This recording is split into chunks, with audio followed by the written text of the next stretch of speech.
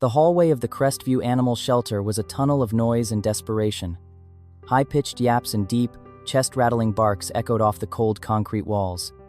But at the very end of the row, in a shadows-heavy corner, lived a dog that the staff called the Phantom. He was a massive, scarred mixture of breeds with eyes the color of old amber, and he did not bark. Instead, he lunged. Every time a human hand came near his cage, he became a blur of silver fur and flashing teeth. Then came a Tuesday morning that no one would ever forget. A tiny girl walked down that hallway. She moved with a strange, heavy stillness. She stopped right in front of the most dangerous cage in the building. The dog, a beast named Shadow, prepared his muscles to strike. The crowd held their breath, expecting a tragedy. But the girl did not run. She simply stood still. The girl was 7-year-old Lily. To the outside world, Lily was a puzzle with missing pieces. Following a family tragedy 2 years ago, she had retreated into a profound silence. She did not speak to her teachers, her classmates, or even her father, Mark. She moved through life like a ghost, her eyes always searching for something no one else could see. Doctors called it emotional trauma, but to Lily, it felt like being trapped underwater where every sound was muffled and every touch was cold. The dog was Shadow. He was an 80-pound powerhouse who had been found guarding a vacant lot in the rain. He had been hurt by many hands before arriving at the shelter, and he had learned that the only way to stay safe was to be the scariest thing in the room. He was profoundly lonely, yet he pushed everyone away with a terrifying ferocity. He lived in a state of constant, vibrating tension, waiting for the next blow to fall. Two souls, both silent in their own ways, were about to collide in a moment of pure, unexpected recognition. As Lily stood before the cage, the atmosphere in the shelter shifted. Shadow did not lunge immediately. He was confused by the lack of fear radiating from this small human. Mark, Lily's father, moved to grab her shoulder, but the shelter manager, a kind woman named Elena, held up a hand. She saw something happening that defied logic. Lily did not flinch at the growl. Instead, she slowly sat down on the hard floor, exactly 3 feet from the bars. She didn't try to pet him. She didn't offer a treat. She simply looked at him with eyes that said, "I know what it feels like to be afraid." Shadow, who had spent months slamming his body against the metal, suddenly stopped. His ears, which were usually pinned back in anger, twitched forward.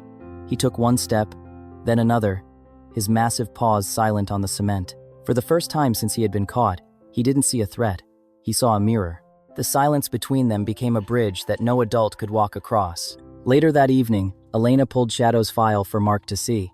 The dog had been owned by a man who used him for protection and then moved away, leaving him chained to a post for 10 days without food or water. Every person who had tried to rescue him had used loud voices and heavy catch poles. Shadow didn't hate people. He was simply terrified of being trapped again. His aggression was a shield he used to protect a heart that had been broken by neglect. Mark looked at the file, and then at his daughter, who was sitting at the kitchen table drawing a picture of a large, silver dog. He realized that Lily's silence came from the same place. After losing her mother in a car accident, she had decided that if she didn't speak, the world couldn't hurt her anymore. She had built her own cage out of silence, just as Shadow had built his out of anger. Both of them were survivors of a world that had been too loud and too cruel. They weren't broken, they were just waiting for a safe place to land. The healing did not happen in a single day.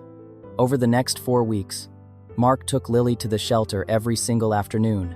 The routine was always the same. Lily would sit outside the cage, and Shadow would lie down on the other side of the bars. Sometimes Lily would bring a book and read it in her head, her finger tracing the words.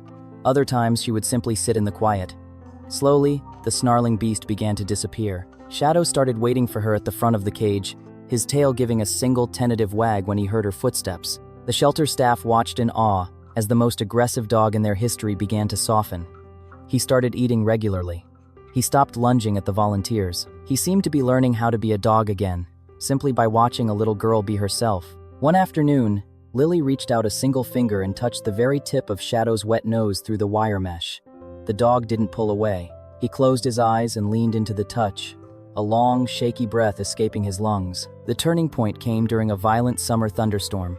The power at the shelter went out, and the building was filled with the terrifying sound of thunder and the frantic barking of dozens of panicked animals. Mark and Lily arrived just as the storm reached its peak. Shadow was spiraling. The loud cracks of lightning reminded him of his time abandoned in the lot. He was spinning in circles, whimpering and biting at the bars. The volunteers were afraid to go near him in his agitated state. Lily didn't wait for permission. She ran toward the cage, slipping past Elena. She didn't care about the darkness or the noise. She pressed her face against the bars and, for the first time in 2 years, she opened her mouth. Her voice was small and rusty from disuse, but it was clear. "It is okay," she whispered. "I am here, Barnaby." She gave him a new name, a name that didn't hold the weight of his past. Shadow, now Barnaby, stopped spinning instantly. He pressed his entire weight against the door of the cage, trembling. Lily reached her arms through the bars as far as they would go and wrapped them around his thick neck. They sat there in the dark, the girl and the dog, holding onto each other while the world outside screamed with thunder. The paperwork was signed the very next morning. Barnaby was no longer a shelter dog. He was Lily's dog. When they walked out of the building together, there was no leash tension. Barnaby walked exactly at Lily's side, his head level with her shoulder. He looked at the world with calm, curious eyes, no longer searching for a reason to fight. At home, the house that had been so quiet for 2 years was suddenly filled with new sounds. There was the rhythmic thud of a happy tail against the floor and the soft melodic sound of a young girl telling her dog about her day. Barnaby slept on a rug at the foot of Lily's bed every night. If she had a nightmare, he would gently rest his chin on her mattress until she woke up and felt his warmth. She became an advocate for the dogs that everyone else gave up on. They had saved each other, proving that the loudest pain can often be healed by the quietest love.